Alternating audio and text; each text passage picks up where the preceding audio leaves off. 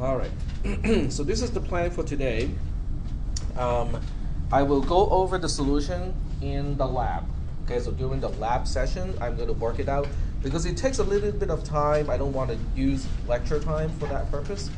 It will be recorded, okay, which is not to encourage people not to be there, okay, because if you have any questions, to ask, being there is the best option, okay, to basically ask questions when you have questions.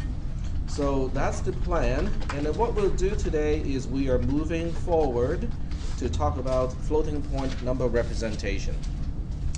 Are there any questions regarding what we talked about last time, which was not recorded? Well, there was a big digression, okay, but it was a relevant digression, okay, because the main thing, see, I actually remember what I said. So the main point of the lecture last time had to do with backward compatibility, remember that? And it relates to what we actually have to do or talk about in this class, because backward compatibility is what is holding back the Pentium processor. Okay, so you cannot have 32 general purpose registers. Okay, if you look at your cell phone, okay, your cell phone, which is usually have an ARM7 type or similar processor, it has 32-bit registers, which is way superior compared to the Intel processor, which only has like 4 or 8, depending on how you count it, but no more than 8 general purpose registers. The more general purpose registers you have, the higher the performance, because now you can store the intermediate results of computation in registers instead of having to store everything back into RAM and then later on retrieve from RAM. Because going to RAM is like going from this classroom to the library, okay? 3rd floor, okay? So if you have to retrieve data every single time you have to go to the library, you cannot study really fast, okay? So for each page of your textbook, you have to go to the library and retrieve it. A register is more like your own laptop computer, okay, or your notebook, that is right next to you, okay. So that's why the access time is a lot faster when it comes to registers. But obviously, you cannot have the volume of data that the library has, okay? Well, these days it's a little bit different because we have internet access and stuff like that.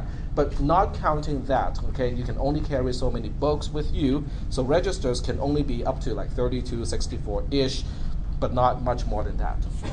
I am in the process of making a new processor architecture, so I'm trying to finish up all the components, and then I'll have you guys hook up the components so they turn into a processor. Okay, so all of those things you have seen already: the ALU, okay, the register bank, and then we'll have a few additional components. But your job is going to basically wire up the whole thing. First, do it by hand. Okay, so I want to add these two numbers that are currently stored in these two locations in RAM, and then I want to finish the computation and store it back into RAM at that location. So you're going to have to do it by hand first. Okay. After we do it by hand, then you'll start to write the actual instructions or the microcode of instructions to do the same thing. So that's kind of like a gradual process, but we'll kind of keep it in the back burner because it will take time, okay, to get that one up and running.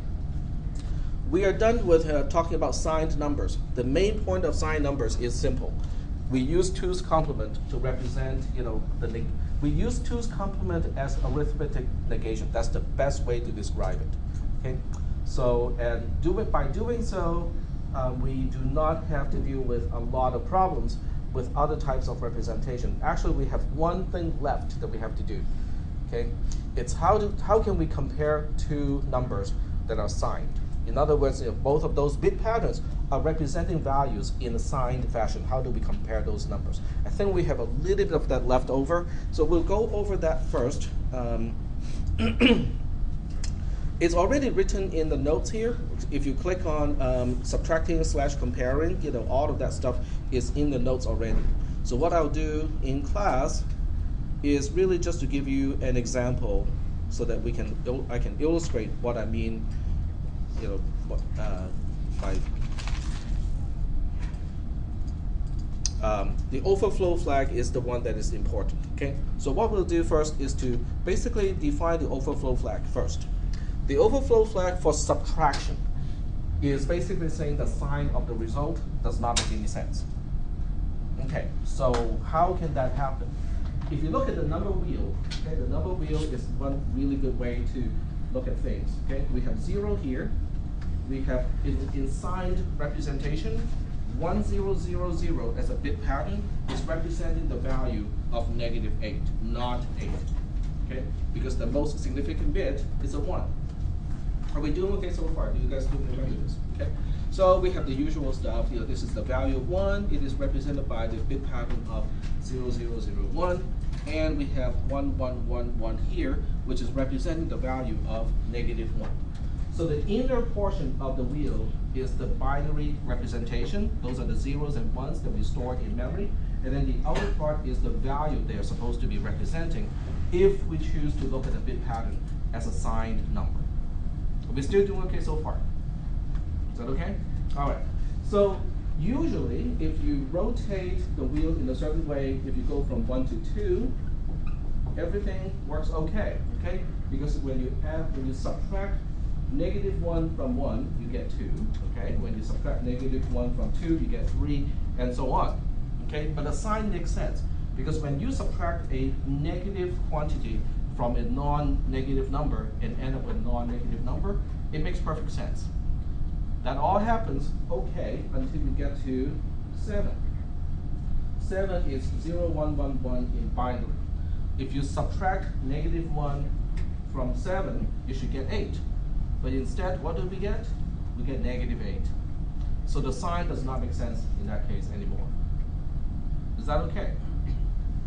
The other way to make the sign not make any sense is to subtract -1 from -1. Well, let me see. No, that doesn't make that's okay. Because if you subtract -1 from -1, you get 0, and that makes perfect sense. Okay? It's the other way around. Okay? When you go from -8 to 7. Okay, if you think about this is -7, which is 0, 1, 1, 1, 0. In fact, it's 7 is represented by 1001. Okay?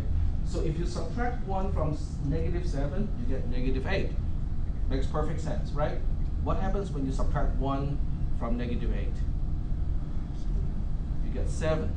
So the sign does not make any sense. Okay? So the sign doesn't make any sense, and you can tell whether it makes any sense or not by looking at the sign of the two numbers. Okay? The number that you are subtracting from, the number that you use to subtract from the other number, and the difference between the two numbers. Okay? If you look at the most significant bits of those three, you can tell whether the sign of the result makes sense or not. So what I'll do is I'm going to give you the same thing that we did last time.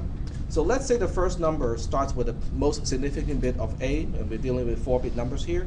The second number starts with B.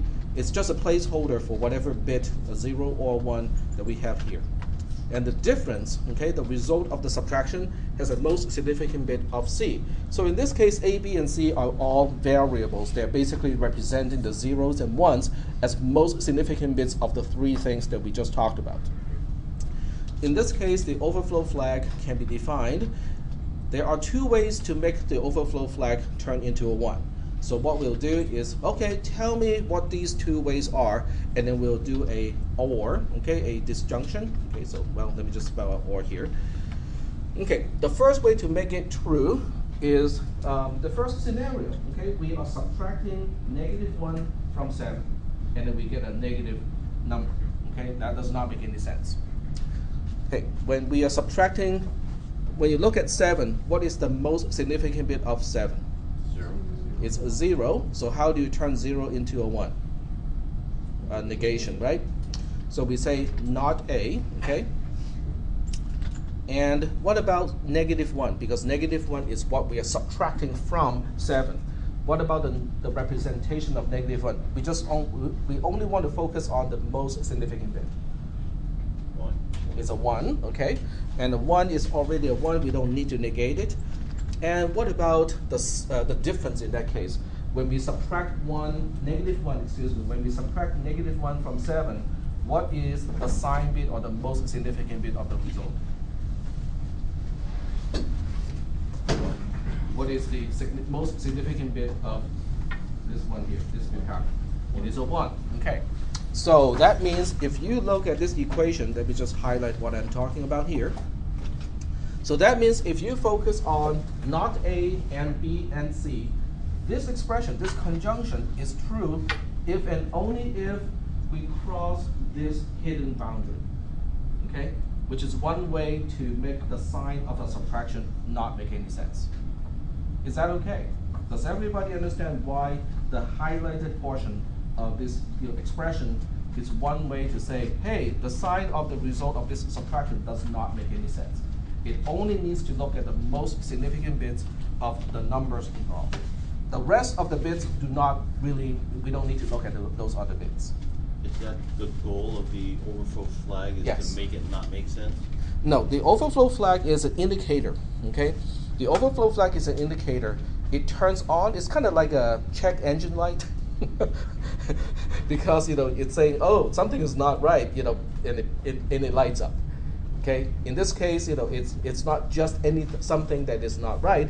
It's basically saying the result of a subtraction, the sign of the result of a subtraction does not make sense.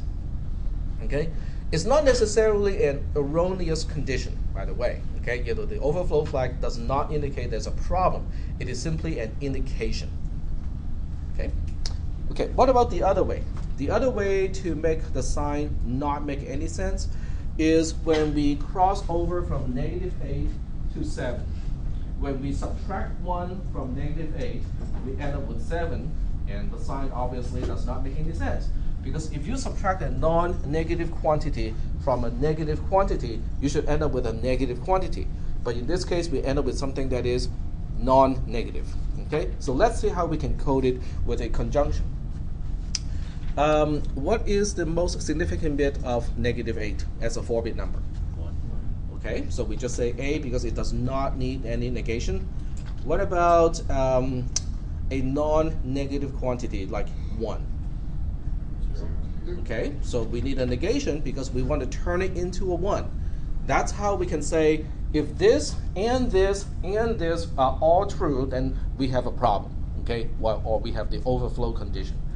Okay, what about the result? Should we put a negation in front of C, or should we just use C when we want to say we have an overflow condition? Not C. Not C. Yep, that's correct. Because the result is 7, when you subtract 1 from -8, you end up with 7. What is the most significant bit of 7 in 4 bits? It's a 0, okay? But we want to turn it into a 1 because we want a big conjunction of all the components that will together will indicate we have an overflow condition. Is that okay? Does everybody understand the nature of this particular equation? Okay. Can we use gate logic to implement this? Yes. It's quite easy, right? You have 2 AND gates, 3 input AND gates, one, and you can do the negation, the little bubble thing, as the input, and then we have 1 OR gate, and that's it. That's all you need to do. Okay. All right. So now that we have the overflow flag, and then we have the usual stuff that we already know, what do you think is the sign flag in this particular representation? What is the sign flag of the result of the subtraction? It's a really easy answer. C. Yep. C. It is the correct answer. Okay? Because all we want to know is what is the sign of the result. Okay? Are we still doing okay so far with this case? Okay? All right. So now that we know what is the overflow flag and what is the sign flag, let's do some comparison or subtraction. Okay? And we'll take a look at those results. Okay. I will try to do it this way this time. So 0, 1 minus 0, okay, is obviously just 1, right? So we want to take a look at the sign flag. Is the sign flag a 1 or 0 in this case? 0. It's a 0 because we are looking at the most significant bit of the result here. What about the overflow flag? If you apply the equation to the overflow flag, well, or you can just use the common sense and look at the sign of the result. Does it make any sense? Yes. It makes perfect sense. So the overflow flag is a 0. That is correct. Okay, so we have a few other cases. What about the reverse? 0 minus 1 is 1, 1, 1, 1, right? Okay. Now remember, when we're dealing with signed numbers, the borrow flag or the carry flag, depending on how you want to call that, but it's the same thing. The borrow flag is completely ignored. We don't really care about the borrow flag because it does not help us indicate the ordering of the values in any way. So we completely ignore the borrow flag in this case. Okay, in this case, what is the sign flag? A 1. How about the overflow flag? Does the sign make any sense? Yes. The sign does make sense, but you can also plug it into the equations. Okay, A is 0, right? So that makes this entire expression false to begin with, so we only have to focus on the first one. B is also a 0, so right away, just because of not A and B, and both of those are zeros, we know at this point that we don't have a chance to make the overflow flag turn into a 1. Okay, I can short circuit that evaluation because of A and B both being zeros. Is that making any sense? Okay. All right. So let's take a look at some other cases. Let's look at some borderline cases like the one that we looked at before. Let's look at 7 minus -1. Okay. And we already know the result of this, right? Because we know this result is what? 1, 0, 0, 0. Okay? So the sign of the result is what? 1. And then the overflow flag is a, what is it? 1. Is a 1 as well. Okay? And let's flip it around. We have 1, 1, 1, 1 minus 0, 1, 1, 1. And it is also 1, 0, 0, 0. Okay? And in this case, what is the sign flag? It's the same as the other one, right? And what about the overflow flag? The overflow flag is a 0 in this case. Very good. And then we'll have the other case, which is -8 minus 1. Okay, so we have -8 minus 1. Okay, and the result is 0, 1, 1, 1. The sign flag is 0. Overflow flag is 1. a 1. Okay, it doesn't make any sense. When you subtract a non-negative quantity from a negative quantity and the result is non-negative, the sign of the result does not make sense. Okay? All right, so let's flip it around and we say, what is 0, 1, 1, 1 minus 1, 0, 0, oops, sorry, 0, 0, 0, 1 minus 1, 0, 0, 0, and what exactly is that? It'll be a 0. Okay, let's do this. Okay. 0, 0, 0, 1 minus 1, 0, 0, 0. So we have 1 minus 0 is a 1, 0, 0. This is a 1 here with a borrow, but we don't really care about the borrow. Okay? So the end result is 1, 0, 0, 1. Does that make any sense? 1 minus -8 is -7. No. 1 minus -8. Yeah. -7. 1 minus -8 should be 9. 9. That is 9, but you will have to use the unsigned representation to see it as 9. Okay? So let's take a look at the sign flag here. What is the sign flag? It's a 1. Overflow flag is a 1 as well. Okay, very good. And I think that should be one more test case. Let me see if I can remember what it is supposed to be. Yeah, there should be one more case, and then the flip of it is, it's going to be important. Let's see. We have 3 cases where the overflow flag is turned on. We have one more to go. Okay. So I'll let you guys, okay, let's think about this together. We have overflow flag being a 1 here, overflow flag being a 1 here, and then we have another overflow flag being a 1 here. And there should be 4 possible cases.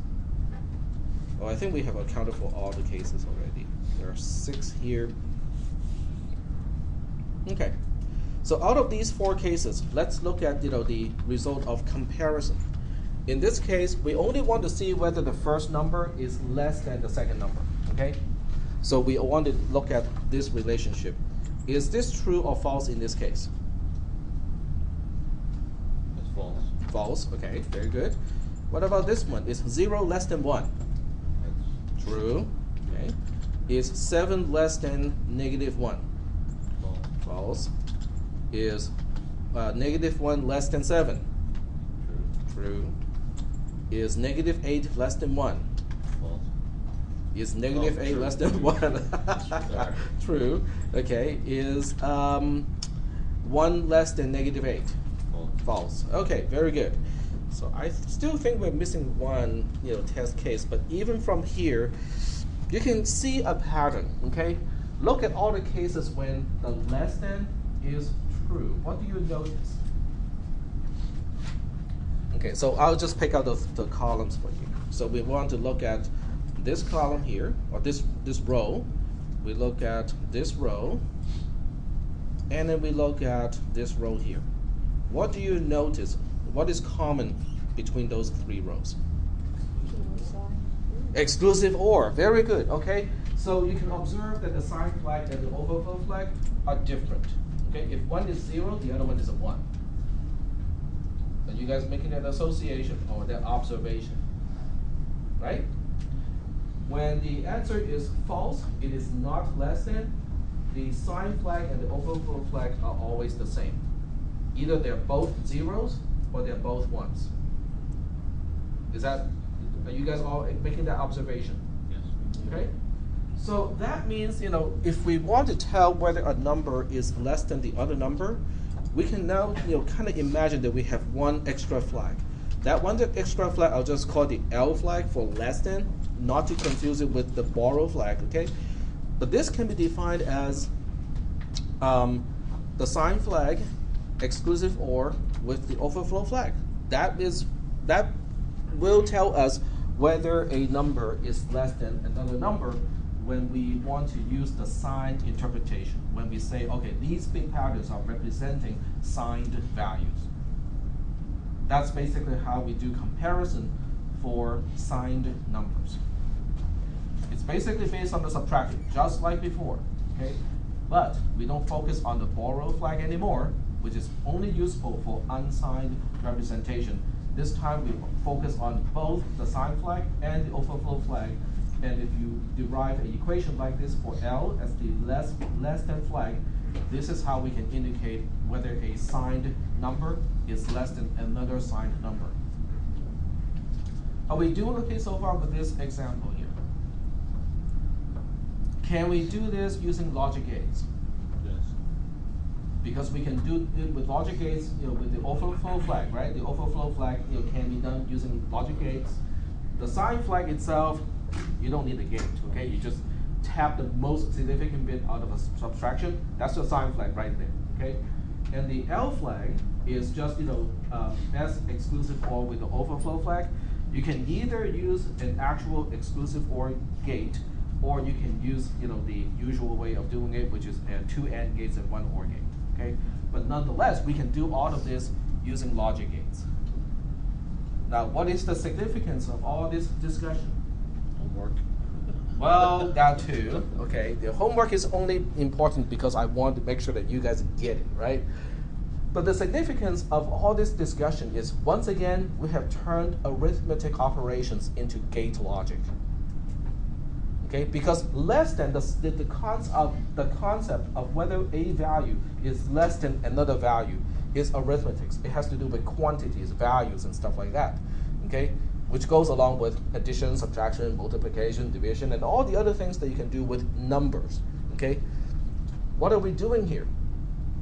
We're turning everything into gate logic: conjunction, negation, disjunction, exclusive OR, which can be done with the other 3, right? But why do we do this? Why do we want to express all of this stuff, go through all this trouble, just to express whether a number is less than another number? In C and C++, all you have to use is this one single symbol, right? Something is less than something else. So in this class, in assembly language programming, why do we bother and spend all this time and say, well, in order to tell whether a number is less than the other number, we have to go through all this mumbo jumbo, gate logic thing. Why is it significant? It's not a machine piece. So you can have a computer, a binary digital computer to do it. Okay? And why is that important? Because if no one knows how to do this, you wouldn't have your cell phone. You wouldn't have your smartphone. You'll be carrying a Motorola brick around as your cell phone. Nah, you guys don't remember those things, do you? Okay, I have to show you a picture now. Because you guys need to be shocked. You guys need to remember how lucky you are to be born in this, in this century, in this era. Okay, so we'll look at the cell phone Motorola, and they're usually referred to as bricks, not because they are bricked using today's terminology, which means you ruined the firmware. It's because they do look like bricks. Come on, give me something. That would be a good picture. Vintage, yeah. That's it. That's how cell phone looked like, from before. This is, and let me just magnify because I think you guys need to appreciate what you have already. Okay, this is the handset, and I think that's the battery, right?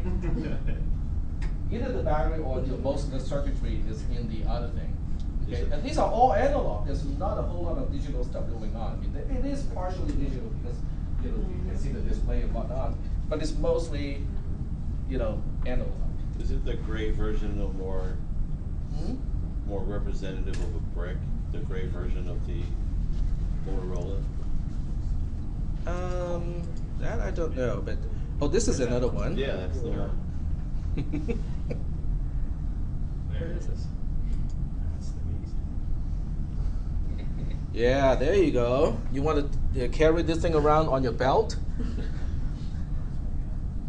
the trunk of my car. And what can it possibly do? Make phone calls. Or hurt other people if you throw it? Paperweight. Just the battery itself would hurt someone. Yeah, just take the battery out and throw it at someone. That's probably people would charge you with battery just by throwing that battery around. Yeah. You take out the battery of your cell phone, you throw it at someone, it's like, what? Okay, so but why are we talking about this? Without the knowledge to turn arithmetic operations into gate logic so that we can implement everything using digital computer-based technology, you'll still be using these things today. And forget about my iPhone only has the charge for half a day of operation, then I have to charge it again. Try 2 hours at the most. The battery is dead in 2 hours, and it's that big. Oh, the plus side is in the winter, this will serve really well as a hand warmer. Because all the energy has to go somewhere, right? We remember the conservation of energy. So all of the energy that is stored up in chemical form is released as electrical energy, which then turn into heat to warm your hands in the winter. Yeah, you have a built-in hand warmer in your phone. Isn't that a nice feature? And nobody's going to steal it either. Because it's hard to carry it away. Alrighty. So now we are really done with this particular unit here, signed numbers. So what we'll do is now moving on to non-integer representation. Okay, we'll be talking about mostly floating point number representation. Okay, there's not really a whole lot of notes on this because it's already done by Wikipedia. I'm not going to repeat what somebody has already done, and it's really done in a good way too. Okay, but what I will do is to explain, I will make the connections. Okay, I'll make the connections between this particular topic with all of the other topics that we have talked about so far. Okay. When you look at all the number wheels that we have talked about so far, you can see the values that we can represent using the zeros and ones. They're all integers, okay? Yeah, sometimes we have unsigned integers, which means 1111 will be representing the value of 15. Other times we have signed values, which means 1111 as a 4-bit number is going to represent the quantity of -1. But nonetheless, -1 and 15, they're all integers. Okay? Now, to most computer people, integers are good enough because we just have to count stuff, right? How many times are you going through a loop? Okay, 5 times, 6 times. You don't have to deal with 6.5 times, right? When you're counting. But when it comes to the real world, things are not exactly in integers, right? Give me one example of something that is not an integer. Money, exactly. Okay, so currency is not usually in integers unless you are in Japan, right? Because in Japan, what is the unit of money? Yen. Yen. And do they sell anything with a fraction of a yen? No, because a yen is already not a whole lot of worth, right? So they only count by multiples of yen, usually in hundreds of yen anyway. So, but anyway, they do not need fractions. In the United States, we have the lowest unit of money is Penny. a penny, but you can easily turn it into something that does not require, that can be integer based, because instead of counting dollars, you can now count what? Pennies. Then we don't have to deal with floating point. Then we don't have to deal with non-integers anymore. Does that make any sense? Measuring units. Okay. What about measuring units? In a normal sense. Okay. So you go to a, you're trying to fix your car. Okay. So you have the SAE, units or branches, and then you have your metric, branches, right? So if I want to avoid the use of fractions altogether, what can I possibly do about that? With metric units, it's easy, right? Because when you buy wrenches and sockets and stuff like that, they don't come in fractions of a millimeter. So you can basically just say, okay, instead of counting meters, we just count millimeters. So a 10 millimeter wrench is just a value of 10, which is an integer, right? So that's easy to deal with. What about SAE units? Now, SAE units is a little bit trickier, right? What do they look like? When you go buy a SAE wrench, give me a particular size that is kind of 3/8, okay, 7/16, okay. So what is the smallest denominator that you see with SAE units? 16. 32. I think 64 is the smallest. They do make wrenches, down to 64s, okay, multiples of 64s. But no finer than 64th of an inch. Okay. So now what you can do is to say, okay, 1/64 is the unit. Then everything else becomes an integer, right?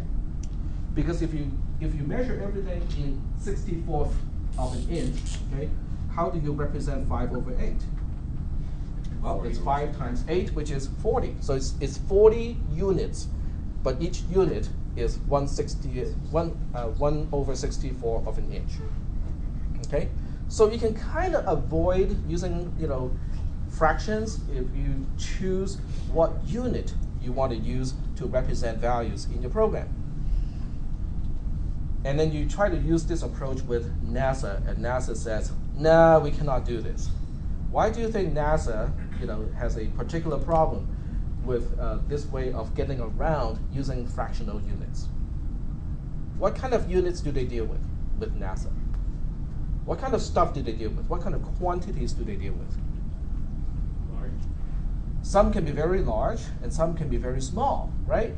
Because when you're measuring, radiation from outer space, particularly neutrino, radiation, those are very, very small units.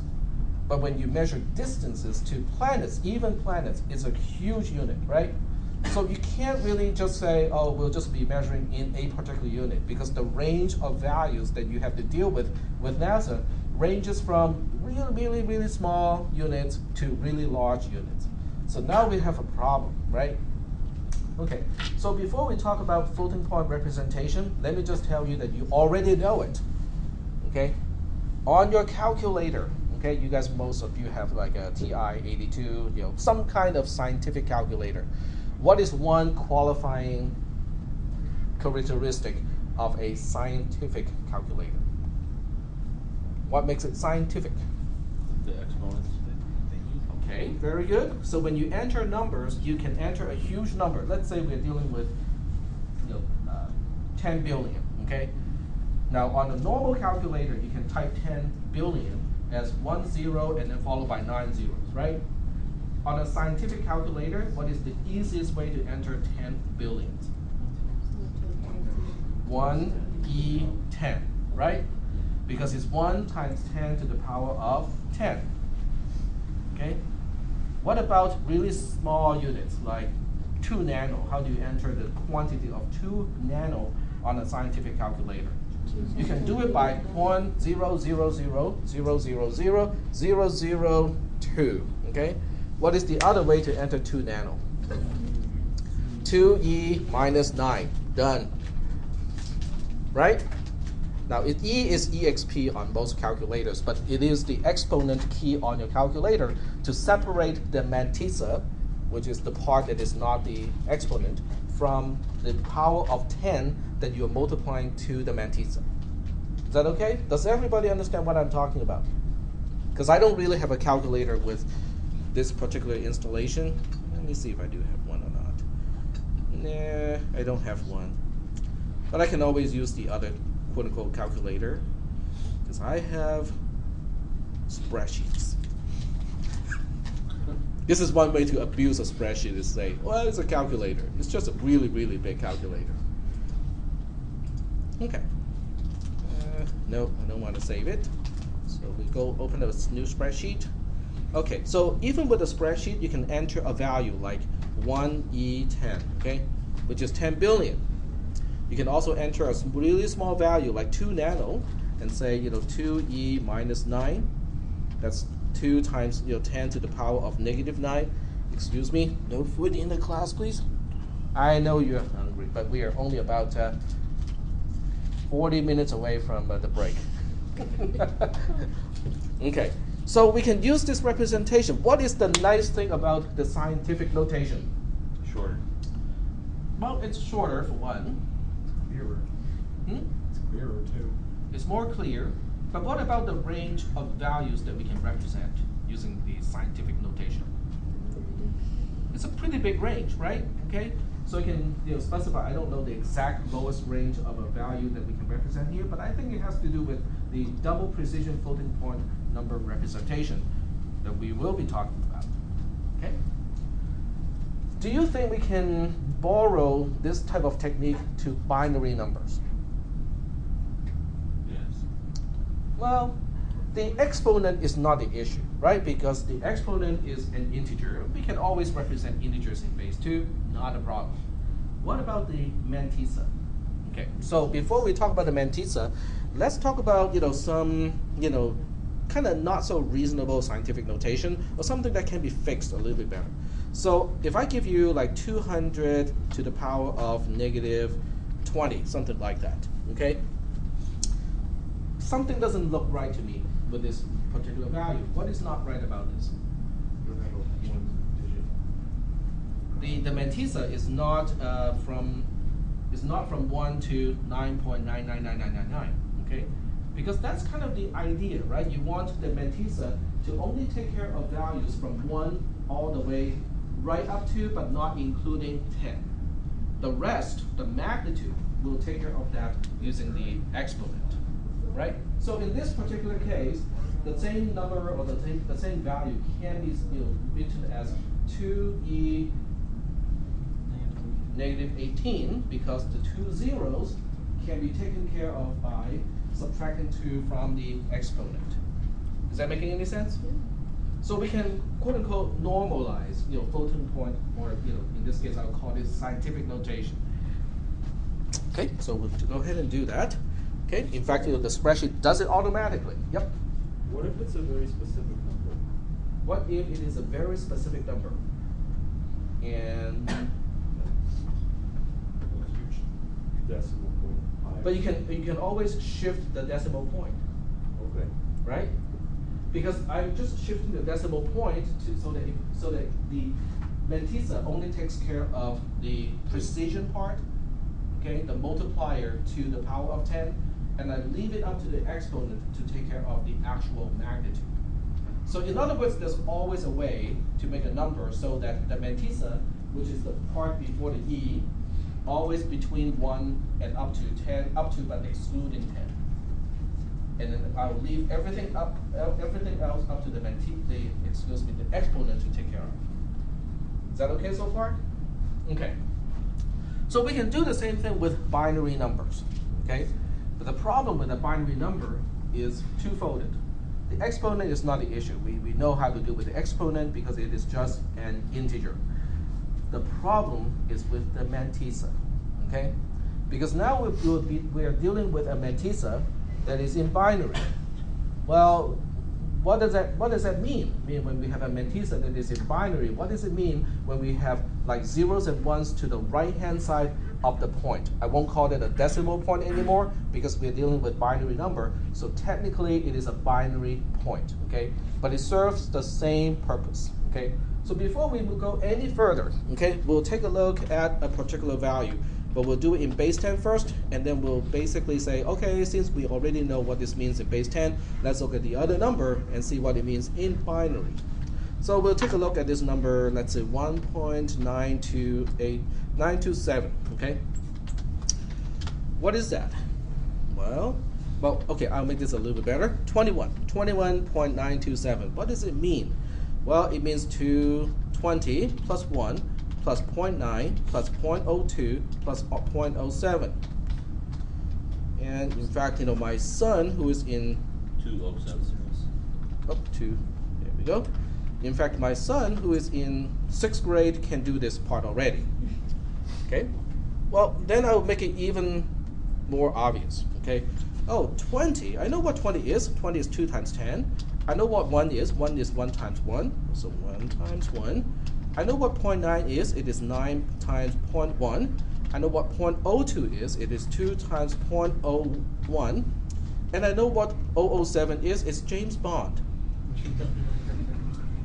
That was not actually planned, but it just turned out to work out. Okay, so it is 7 times 0.001. Okay, and then you guys look at this and go like, yeah. Any 6th grader can do this too. But do we see a pattern? Well, starting to. Okay, maybe the next one will give you the pattern. So now we say this is 2 times 10 to the power. I'm not going to use the caret because a caret means exclusive OR in C++, so I'll use a symbol that is not even defined to mean exponent. Okay, this is to the power of. Okay, 10 is 10 to the power of what? 1. Okay, anything to the power of 1 is itself. Okay, so this is that. Okay, and then I'm going to separate it into rows now. The next one is 1 times 1. As a power of 10, how do I express 1? 0. Okay. What about the next one? Let's see. This is a 9, right? What about 0.1 as a power of 10? 10 to the power of negative 1. And the next one is 2. Yep, 2 times 10 to the power of negative 2. And the last one, James Bond, is 7 times 10 to the power of negative 3. Are we seeing a pattern? Yes. Is this something that we know already? Yes. Absolutely. Okay. We are just looking at the way we represent base 9 numbers, but with a decimal point. Okay, with fractions. But it really is the same thing as what we usually do on the left-hand side of the decimal point. Except on the left-hand side, it increases. On the right-hand side, it decreases. But we are still basically just looking at a quantity times 10 to the power of something. Okay? Are we doing okay so far with this? Okay. So now I say, well, do we know how to read a binary number that has a binary point? Okay, so we say, what is 101.001? 0110001. Okay, that's a pretty long one to deal with, but it has a lot of zeros, so I don't have to deal with a whole lot of that. So the first thing we do is to just chop it up into pieces, right? It's 100 plus 1 plus 0, and I'm going to ignore all the zeros, otherwise it's going to be pretty long. So plus 1 plus 0.01 plus 0.001 plus 0.123456 There we go. Is that okay? Yes. We know we can do this in decimal. Can we do this in binary? Yes. Sure, why not, right? So now we can say, okay, let's look at these as powers of 2 or quantities of powers of 2. What is 100 as a power of 2? It's 1 times 2 to the power of what? You count the number of zeros, 2. right? And 1 is 2 to the power of 0 itself. Oh, what about the next one? What about 0.01? Well, you look up in your example in base 10, what is 0.01 as a power of 10? -1. -2. Okay? So the number of places or the number of zeros after the decimal point indicates that you have to add 1 to the number of zeros to get the power. Yep, go ahead. No. Question? Oh, okay, I thought you had a question. That's okay. So it's 1 times 2 to the power of -2 in this case to take care of this guy.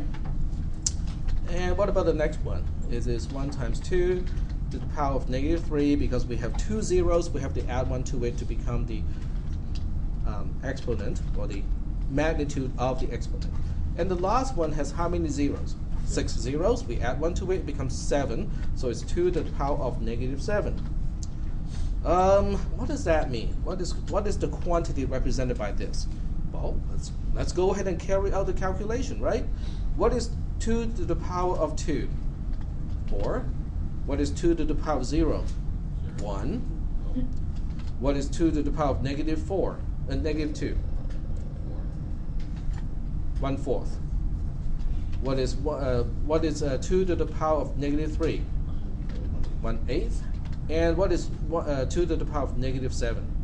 It's 1 over 2 to the power of 7. 2 to the power of 7 is 128. Okay, so you add up all these numbers, it becomes 5 plus 1/4 plus 1/8 plus, well, I'm not going to convert that one. I'll just leave it the way it is, okay? Because some of these have a lot of decimal points or a lot of places after the decimal point. But the point is, we know what value the binary number is actually representing. Are we doing okay so far with this? It's just the same way you look at a decimal point in a decimal number, we know how to interpret the binary point of a binary number. How does this relate to what we were talking about before? We were talking about the scientific notation, right?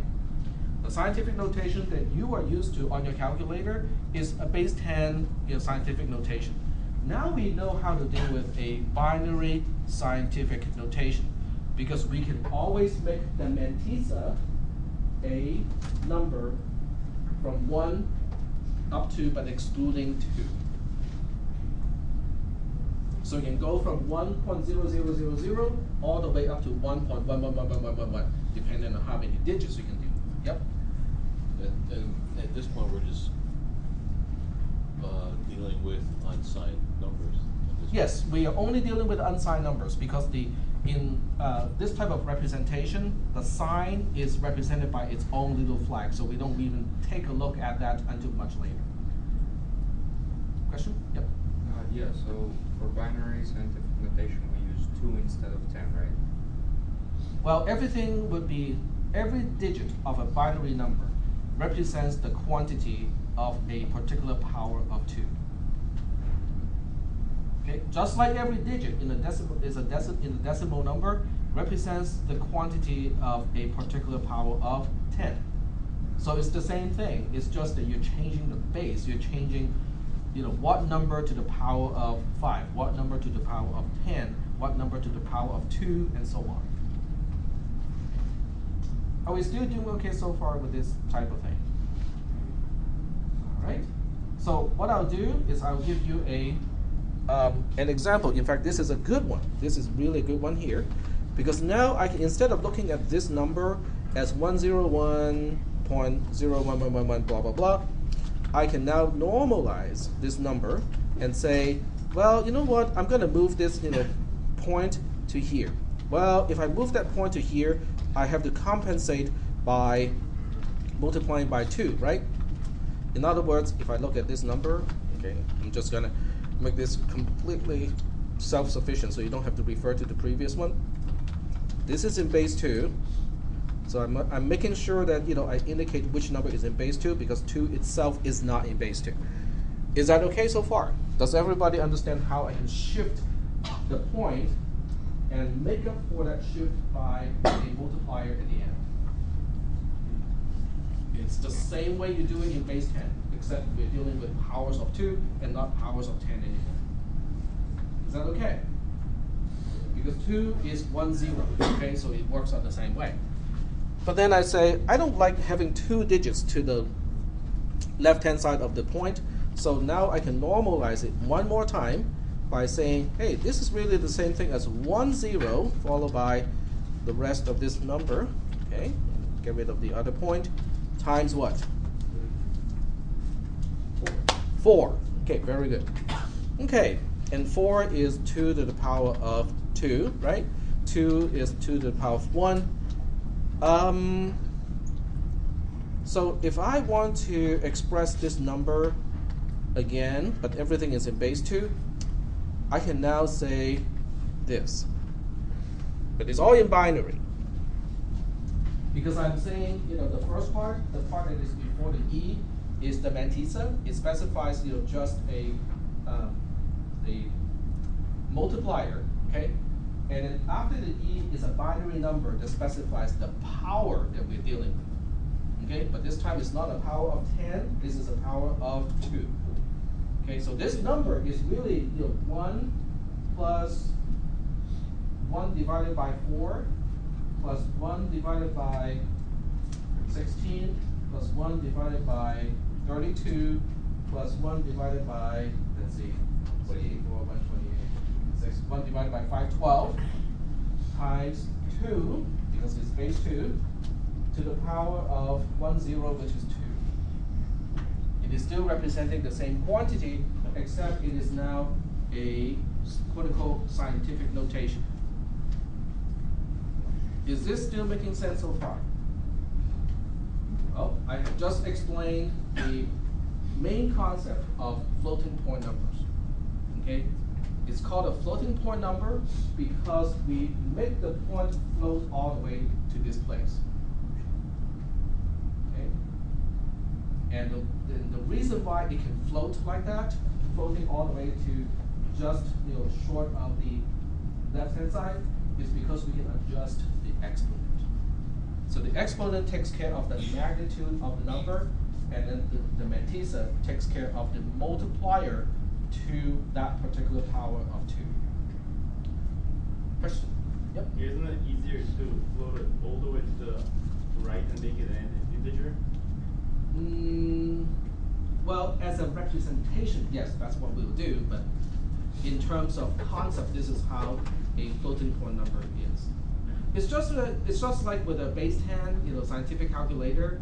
When you enter a number, you don't want to enter like a whole bunch of integers and then E and then some power of 10, right? You want to enter like 2.6655 whatever, and then negative 5 if it is a small value. It's the same reason. Okay? Because if you try to normalize it the other way and make the mantissa always an integer, then it depends on how many digits you have, right? Because if your calculator has, let's say, 20 digits, then you have to deal with a 20-digit integer to normalize everything. But if you normalize push the point all the way to the left-hand side, then if your calculator has 5 digits, you are just losing precision, but you don't have to change the way you write down your scientific notation. Is that making any sense? And it has to to be at 1. You cannot push to the zeros. That's a good question. Okay, can we make this a 0?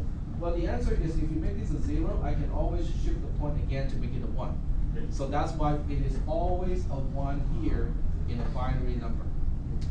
All the leading zeros are ignored. All the leading zeros are ignored. Correct. Yep.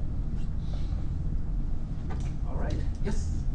Do we have to have a multiplier?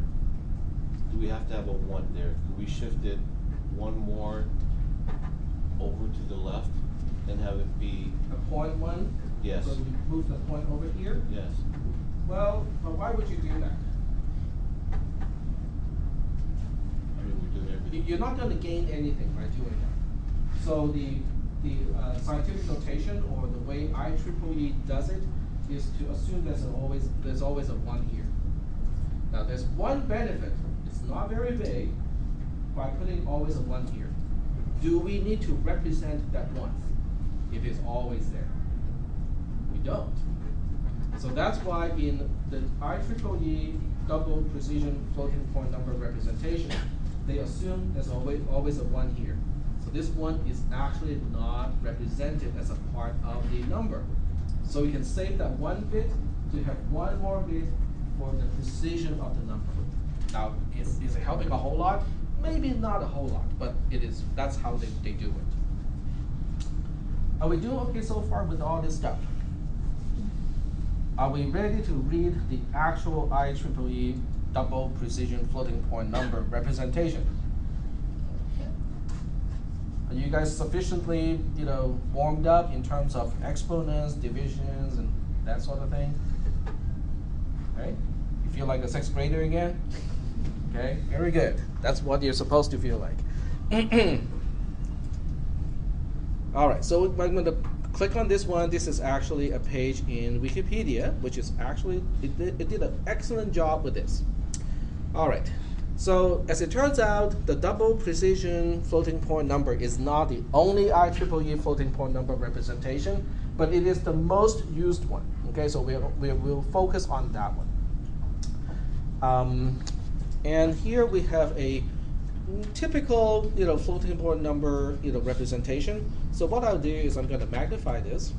Okay, just focus on this part here, and I'll explain, what each part is. The sign is just the sign. Okay, if it is a 1, we are representing a negative quantity. If the sign is a 0, it is representing a non-negative quantity. Is that okay? So the sign is just 1 single bit. In this case, because we're dealing with a 16-bit representation, it is bit 15. The other 5, which is a 5-bit number, is an exponent. Now this part, it requires a little bit of explanation. With 5 bits, it is actually interpreted unsigned. Okay? Then you ask, but how do we deal with those small numbers? How do we deal with fractional numbers, right? As it turns out, the exponent has an offset or a displacement. So the actual value represented by those 5 bits, you have to subtract, in this case, because it's 5 bits, 5 bit is 32. So you have to subtract, if I remember correctly, 16 from the actual value represented by this 5-bit unsigned number. Because with a 5-bit unsigned number, you can represent from 0 to 31, right? If you subtract 16 from the range of numbers, which is from 0 to 31, you get negative 16 to 15. But it's done not by 2's complement anymore. It is done by an offset or displacement. Okay. The rest is called a fraction. It's not called a mantissa. Why is it called the fraction and not the mantissa? Because these 10 bits are representing all the digits to the right-hand side of the binary point. In other words, if I go back to my own example, those 10 bits will be corresponding to only this part of the mantissa, not the entire mantissa. That's why it's called a fraction, because there's always a 1 point that is implicit to the left-hand side of the fraction. Are we doing okay so far with that representation? Sort of, okay? So if you click on one of these things here, okay, if you click on 16-bit, I'm not sure whether that's the actual link. No, that's not. Here we go. So if you click on this link here, it will give you the exact equation of how to figure out the value represented by a particular bit pattern, a 16-bit bit pattern. So if I look at this, okay, you see this one here, and it will give you the actual equation.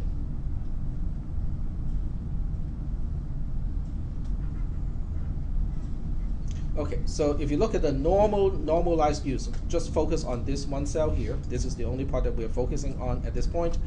This is how numbers are represented. We can't see you guys cannot see the other part because I have not done this. There we go. Okay, so now we can see what it is. This is just a little trick, okay? Because the sign bit is either a 0 or a 1. So when you raise the power of -1 to the sign bit, you get the sign itself. Okay, let's check whether it makes sense or not. Okay, what is -1 to the power of 0? So 1, and if you multiply 1 to whatever, you always get whatever, right? You're not negating the value. What about -1 to the power of 1? It's -1. If you multiply -1 to a particular value, you are inverting or you're negating the value, right? Okay. So that's just one little trick to say, okay, this is how we utilize the sign bit. But it's nothing more than just saying, if the sign bit is a 1, it's a negative value. If the sign bit is a 0, it is a non-negative value. It's just a fancy way of saying it. And the IEEE is really good at fancy stuff. What about this part here? Well, I stand corrected. I said 16, it is actually 15, okay? So the exponent is a 5-bit unsigned number, which means if you look at those 5 bits, it can only go from 0 to 31. So the way we represent fraction values is to say, oh, but the actual exponent that we want to use, that we will raise to the power 2, is exponent minus 15.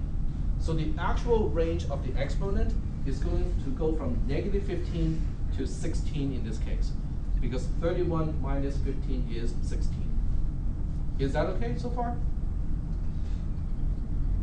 Okay, so it is not using the 2's complement way of representing negative value. It is just subtracting a bias from the number represented, unsigned by those 5 bits. Is that okay? Sort of? No? Do we have example for that one? Yes, we will have examples. Don't worry. I'll give you examples, but not as a 16-bit number. Yep. You want to pass around the roll sheet? Ah, roll sheet. I almost forgot about that again. I really should not get as excited as I usually get when I talk about topic stuff, right? All right. So the other part, which is this part here, that's the fraction, okay? That is the other part of the number. Let me just scroll up a little bit to show you which part I'm talking about. The red part or the pink part here is called a fraction. Those are 10 bits. Those will get here. In other words, those 10 bits specify all the bits to the right-hand side of the point. The 1 point is always assumed to be here. So now the number is really 11 digit in terms of precision, because we have 1 point and then the 10 bits that are actually represented as a part of the number.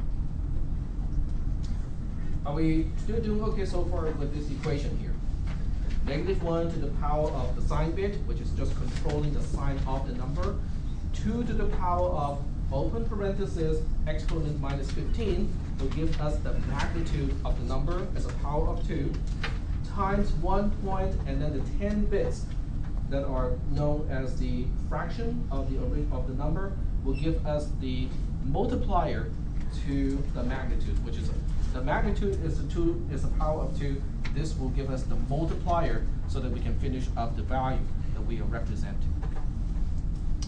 Are we doing okay so far with this equation? Okay.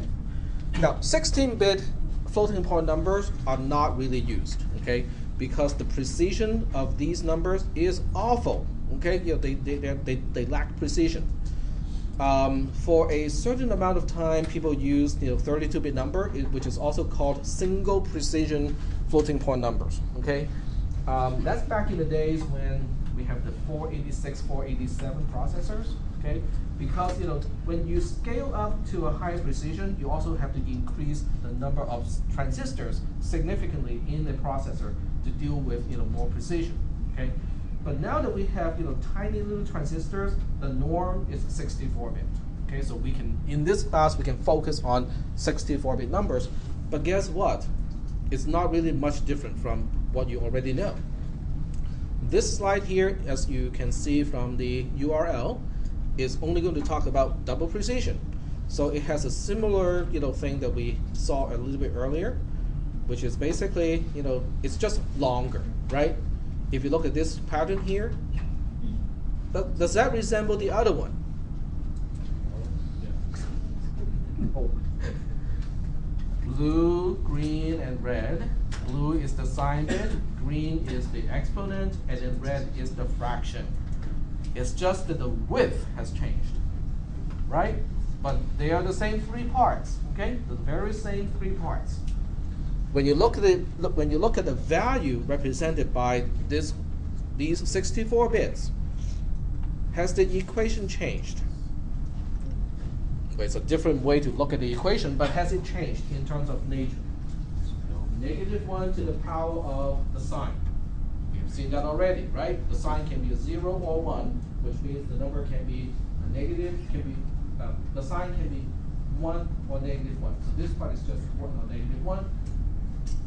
The mantissa, this is just a different way to express it, okay? Is 1 dot, bit 51, bit 50, all the way down to bit 0.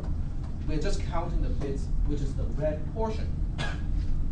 Okay? So the 1 point is always here, just like before. We always have a 1 point. The red portion of the number is only controlling the fractions of the mantissa, but not the whole number part. Is that okay? We have seen it already. It just looks different, right? What about the other part? 2 to the power of e minus 1023. It was 15 before, right? But now that we have what is the width of our exponent? It's going from bit 52 to bit 62, so we have 11 bits. Okay, we have 11 bits as an unsigned number. So as an unsigned number, the green portion can represent a value from 0 up to 2047, right? But the actual power that we apply to raise 2 to is that number minus 1023, which means the actual range of power of 2 that we can represent is negative 1023 all the way to positive 1024. Is that okay?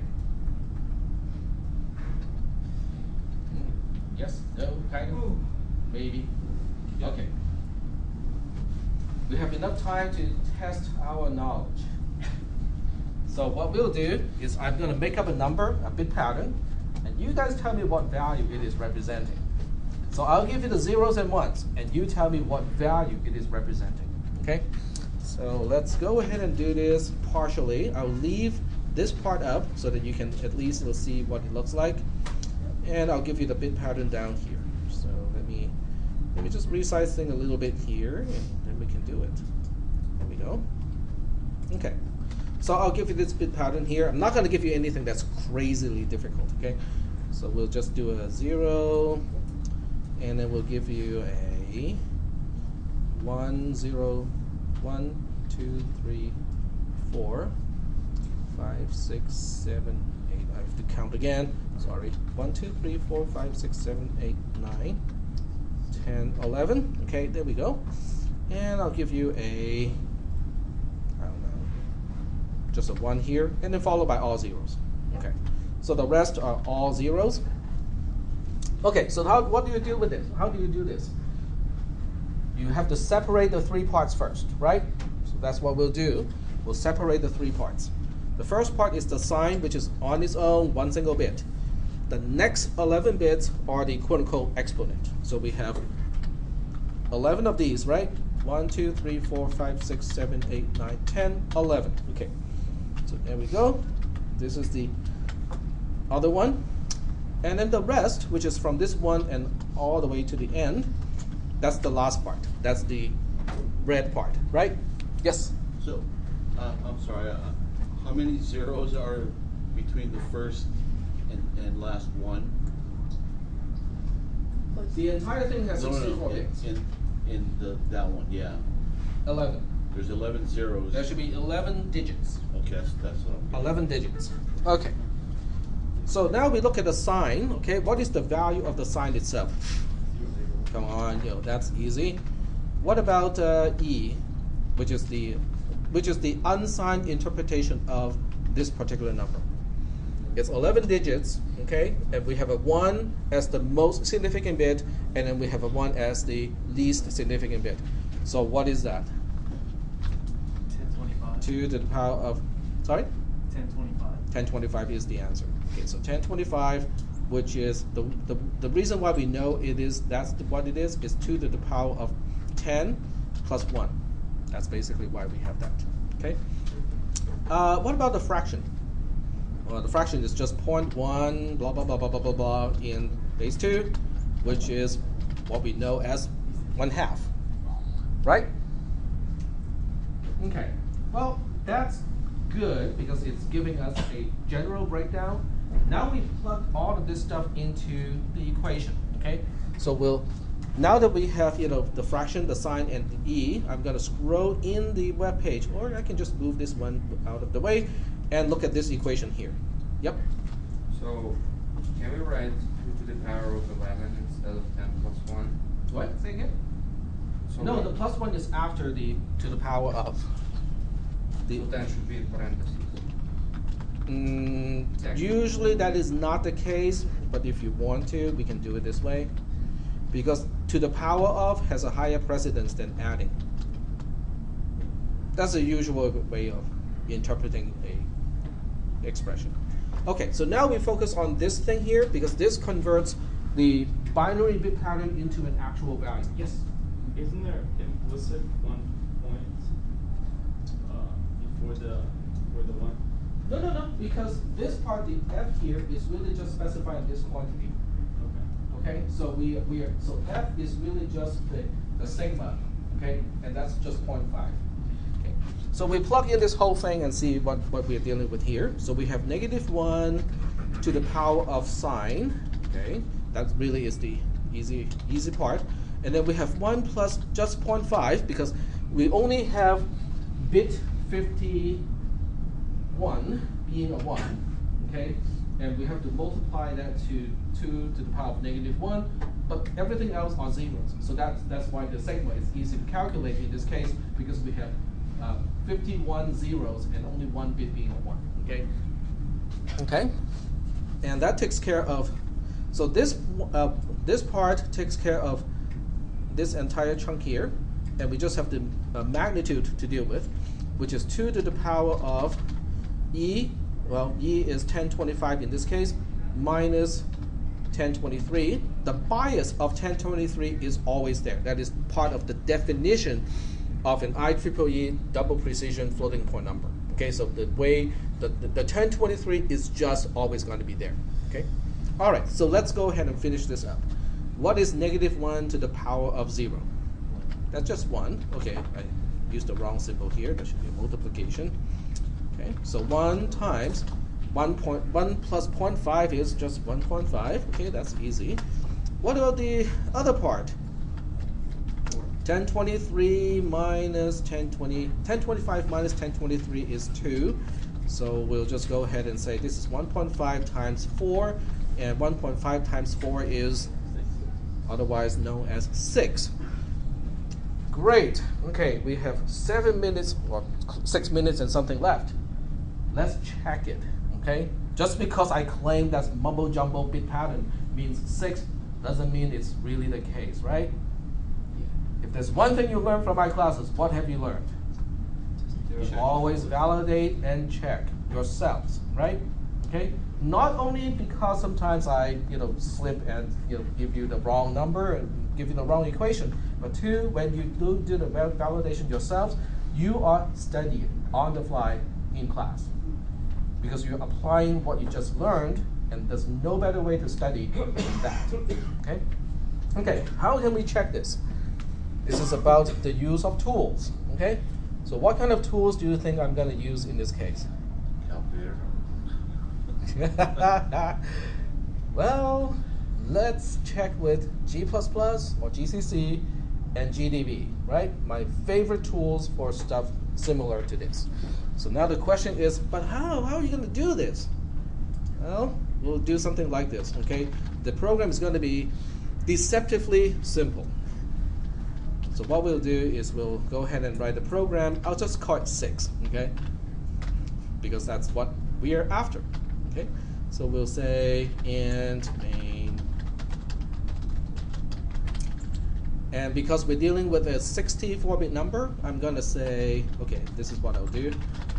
stdint.h, which defines all the type depths based on the width of integers. So now I can say uint64_t to basically say I want the type that will give me an unsigned 64-bit number. But this is just an integer, okay?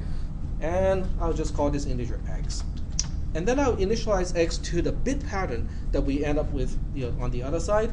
So the bit pattern, in this case is, well, let's express this huge long bit pattern as a hexadecimal number. How do we express it as a hexadecimal number? Well, we chop it into chunks of 4, right? So we have the first chunk being a 4, the second chunk is a 0, third chunk is a 1, this chunk is an 8, and then the rest are all zeros. Okay? So as hexadecimal digits, this number is 0x4018 and then a whole bunch of zeros. Is that making any sense? Okay, all right, so let's do that in here. Oops, not this, that one. So we say, x is 0x, what was it again? 4018. 4018, okay, thank you. 4018, and I'm not really going to punch in all those zeros. Instead, I can use left shift, right? So how many times do I have to left shift so that 4018 becomes the most significant 4 bits of a 64-bit number? Well, you guys are fast. Okay, 12 is correct. There we go. Oops, I cannot type. I need to ask the department to buy me a gaming keyboard that is backlit. Then I can see what I'm typing. All right, so this is the program. This is it, okay? The rest I'll do it in GDB, okay? So then you guys, some of you probably know what I'm going to do already, but some of you are thinking, but how do you do in GDB? So I have to turn on debugging, compile. There you go. We'll do the output, GDB 6. And there's not much to debug here, is there? So I'll put a breakpoint on line 8, run the program, and I'll say, oh, give me what is x. What? Put it in hexadecimal. What? We're forgetting something. I think we missed a bunch of zeros. Okay, let's fix this program first, okay? I'm missing a bunch of zeros because, oops, VI, come on, there we go. Okay, 12 is only going to take care of 3 hexadecimal digits. We have 12 hexadecimal digits to take care of, right? 36. Well, I'm going to do the calculation like this. I'm going to say, well, we need 64 bits, right? And 4018 has taken care of 4 times 4, which is 16 digits. The rest, I have to take care of those by shifting. Okay? Because I don't trust myself doing 4 times 4 or 64 minus 16. I'll leave everything to the compiler to do it, okay? But that's the whole idea. This is the whole idea of, leaving it up to the compiler to deal with the stuff that it is best for, okay? Which is something like this. Okay, so we'll go ahead and do it again, okay? gcc-g-c 6.c. And it says left shift count is greater than the width of the type.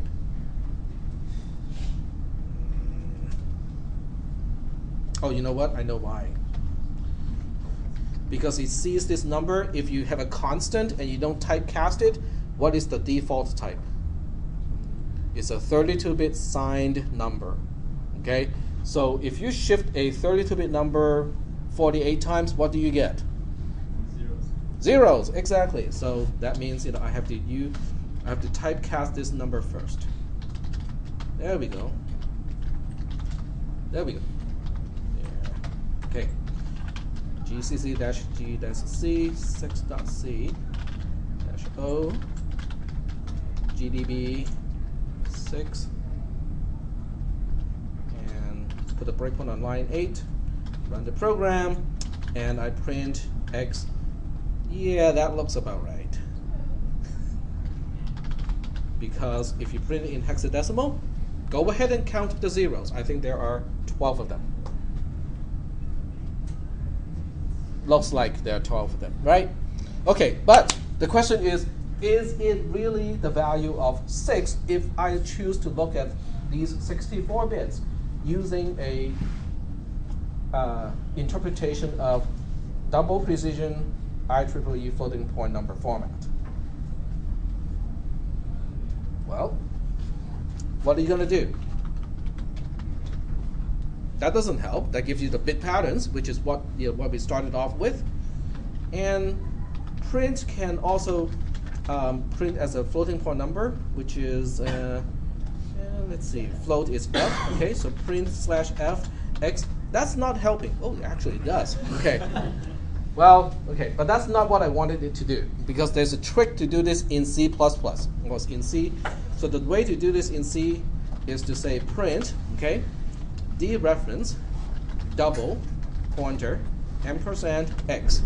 So don't leave just yet. This is the good stuff. What are we doing here? This is the best part of C++ programming. You have to learn how to read from right to left. Sometimes, even though most of the time you read from left to right, okay? But sometimes you have to read from right to left, because in this case you're starting with x, which is a variable. You take the address of x, right? It becomes just an address. Well, it is an address of a 64-bit integer. This is a typecast. Okay, I'm casting the address of a 64-bit integer into the address of a double precision floating point number. And then what do I do with that pointer, which is now the address of a double precision floating point number? I dereference it. So the entire thing will now be printing the double precision floating point number interpretation of the very same 8 bytes that I started off as variable x. Okay? So this is the moment of truth. Is it 6?